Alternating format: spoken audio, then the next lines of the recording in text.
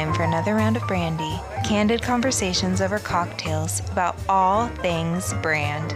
With your hosts, Reilly Newman and Scott Saunders, the brand developers behind Motif Brands. Hey there, welcome back to another round of Brandy. We just found out that Liquid Death is now entering the energy drink market. That is weird to me. Okay, so they had their huge success with water because they were so distinct and they went against the grain so much. Then they got into soda, which I don't even know how that's doing.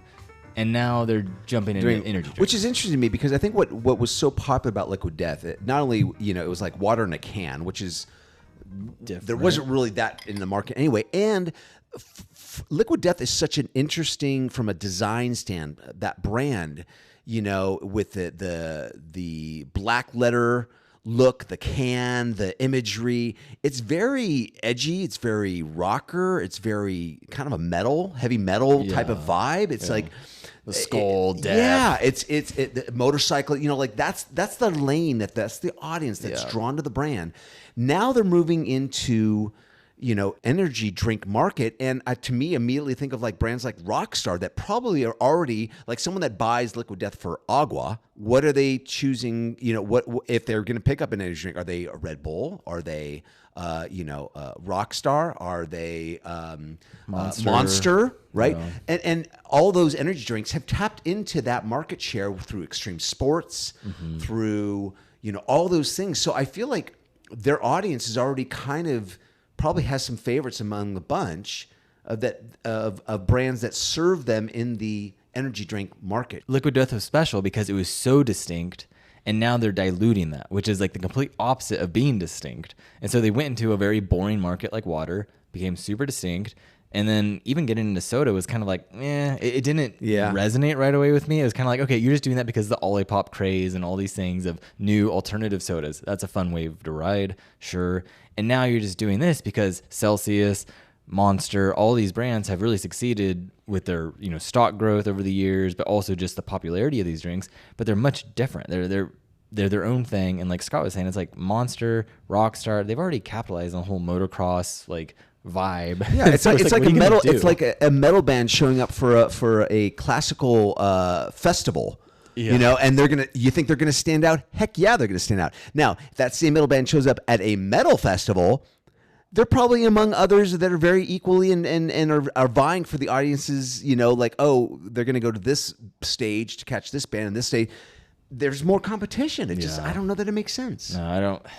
There's something about me that just kind of, it's a red flag. It's just like Liquid Death already got a good spanking when they tried to enter the UK market and they got completely rejected. So that should be kind of a red flag of them now sticking to only domestic markets, and now they're trying to get into energy market, which is definitely, that's an American thing. I feel like it's a very heavily American thing. But anyways, we digress. So, that was our little, hey, brand news. What's our thoughts on it? Let's talk about people. Let's talk about human interaction for a brand. Let's talk about not customer service so much, but just how important it is, right, for a brand to make sure that their culture that they're fostering with their audience and their consumers is also not only on the front side, right, but also behind the curtain. Yeah. And it's funny because even the word culture, which has become like a corporate buzzword, right? They pay for these culture meetings, they pay for culture training, they pay for all these things. Corporate culture. And it's just it's just like the word entrepreneur, which I've talked about that before. That's just like done. And the word culture, it's really interesting because you think of culture, I think of like germination and cultures building with germs like on a petri dish.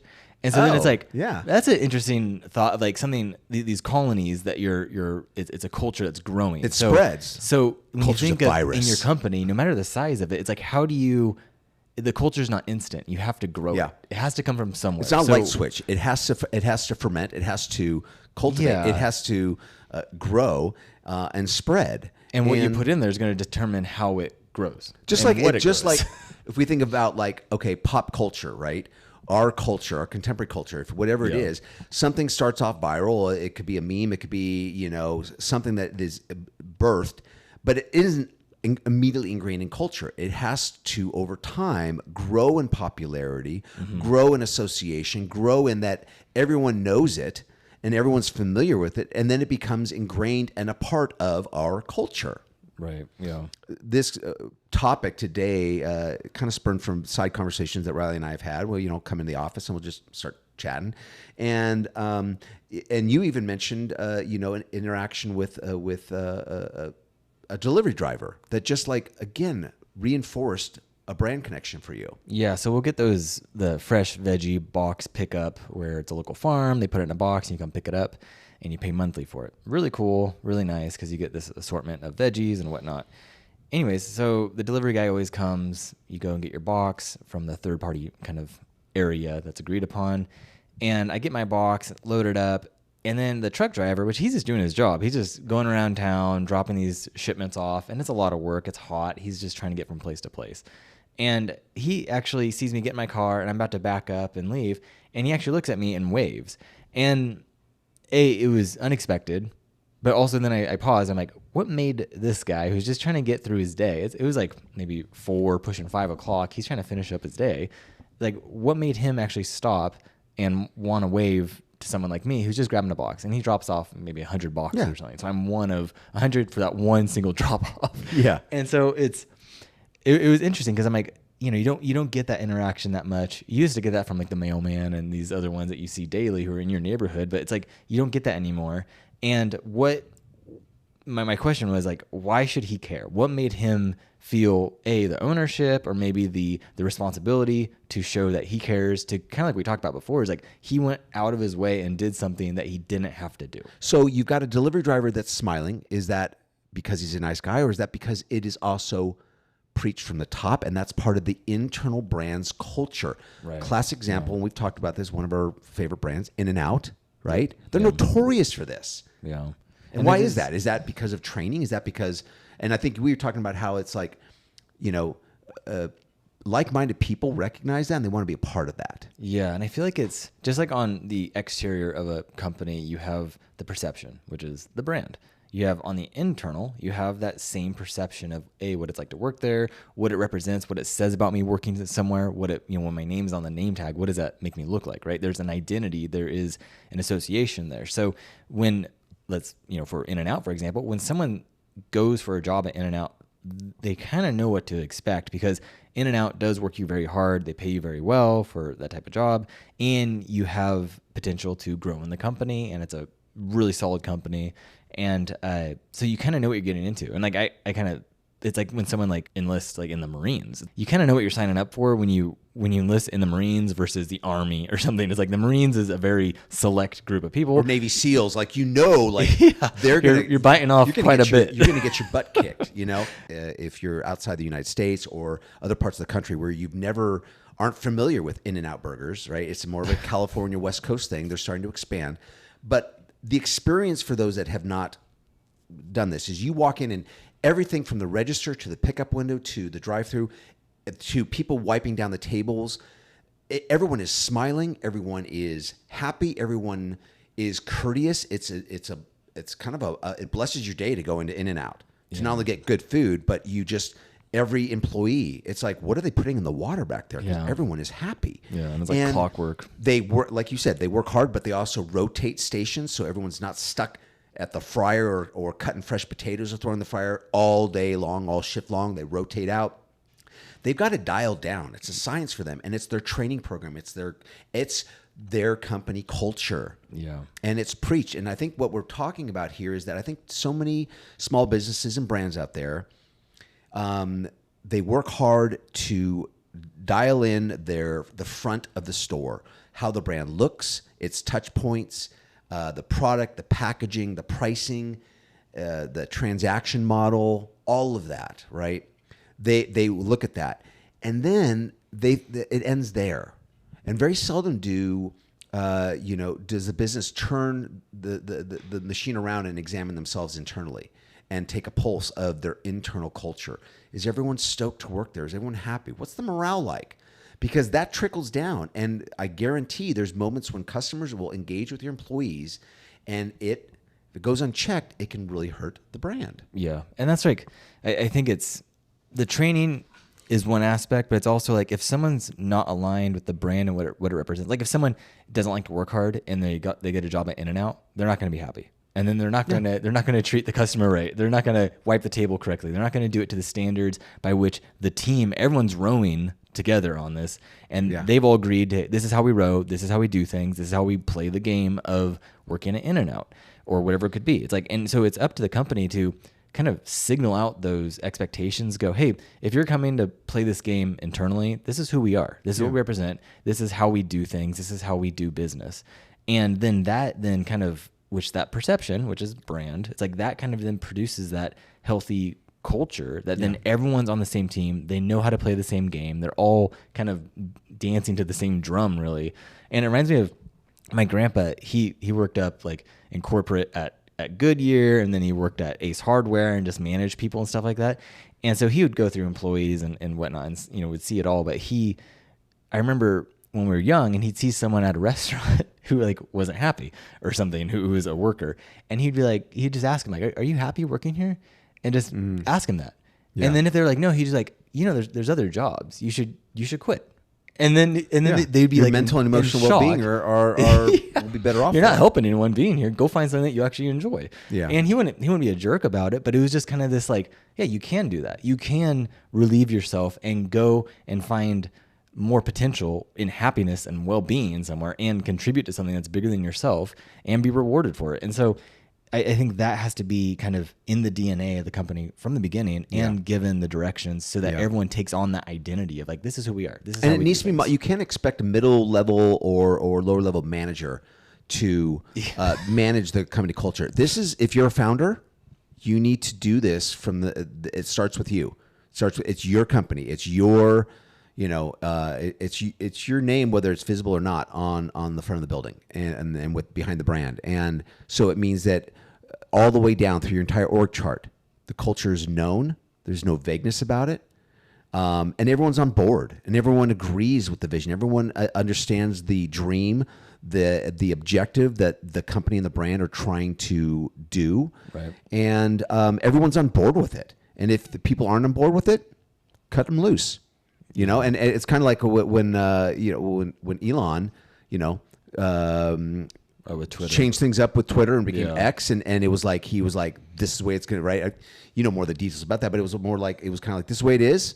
Either embrace it or get out. Yeah, and a lot of companies have now kind of followed suit, and they'll pretty much go, hey, this is where the company's going.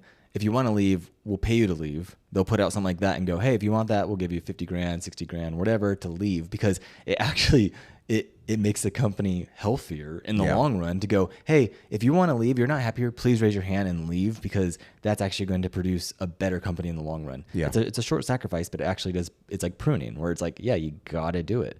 And so I think then that does create that, like when like we have had clients be like, oh man, I want my employees to be more, have more pride about working here, or be, more energetic about coming to work. And it's like, well, that starts with the perception, how they feel, because the identity they're taking on when they are working somewhere.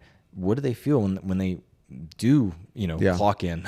And even coming to the point of, we talk all the time about, a brand is the relationship, right? The business, the transaction, brand is a relationship. It's perception, but it's also the relationship that the company, the business has with the customer. And we recently had a new a bakery open up in town, so I went in and bought a little. I wanted to see what they had. I was kind of like, okay, they're sourdough, so I got a little sourdough round. But even before I went in there, I was greeted in a way that was fun. It was kind of quirky. We laughed. It wasn't intentional, but I found that the personality of the gals working behind the counter was charming.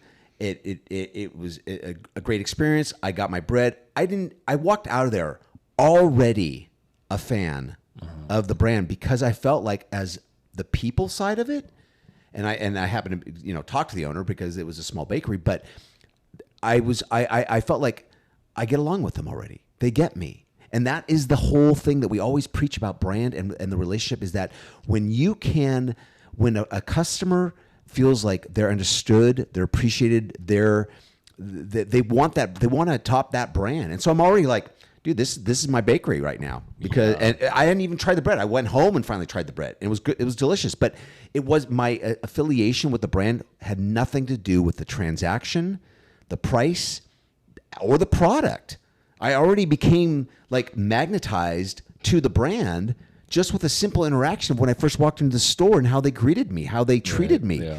And it was wonderful. We've mentioned it before, but Seth Godin always talks about, like, with marketing, it's like a brand should be kind of advocating, going like, people like us do things like this. And so whether you're a Nike person or an Adidas person, it's like that their marketing and their messaging should align with you, because you go, yes, I'm a Nike person, so I do things like this. I just do it, right? There's this connection there. And so internally, it's the same thing where the brand, the company needs to be like, hey, people like us do things like this. That's the identity we put on when we clock in, right? And you're representing that and you're part of that.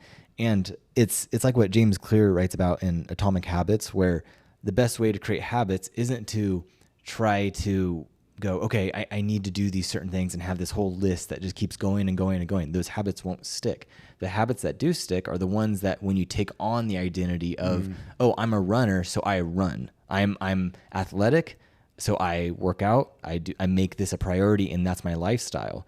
And if you look at even what Nike's like brand essence is, it's about that everyone is athletic. And so then everyone is therefore an athlete. So therefore you wear Nike, and that's why a slogan like "Just Do It" resonates so well and has been a slogan for decades and is really stuck because they nailed it in that department, because it had nothing to do with buy our shoes or buy our athletic wear. It was like, it was a command to just do it. Go out and compete and win.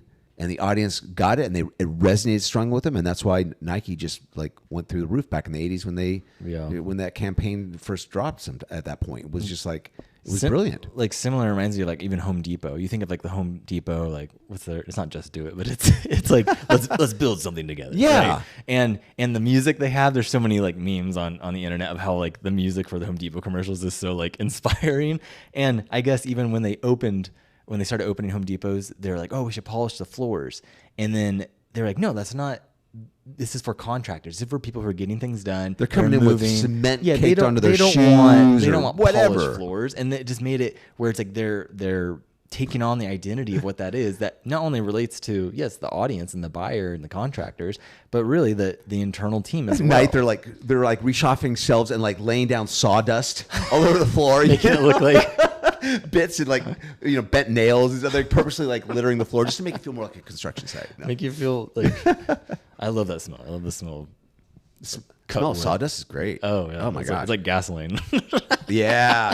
And again, from the company standpoint, it's like, yeah, you can have these principles that are like, even in a family, you have family values, you have beliefs, you have principles you run your family by, where it's like, hey, we don't lie, we don't cheat, we don't do these certain things. And if we see someone in help, we help them. That's how we run our family. This is the identity like of that's our what family. And that's what you preach to your girls, right? Is that you're like, hey, you're a Newman.